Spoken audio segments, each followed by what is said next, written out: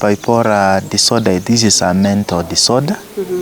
And mentally, if you are affected, your memory will be affected. So memory is one of the major things get affected. Muntu yunabera toke gakweba. Nato nabega kutwara. Those are some of the other symptoms. Sirio muntu akora. Muntu nabara abega kutwara egento tokoroka memory loss. Okweba kwa yenkobo.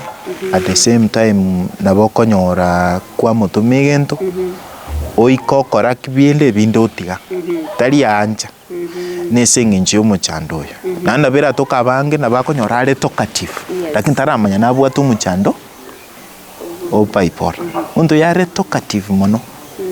He can be somebody ogokwana mono very fast go save ngora go save wangu.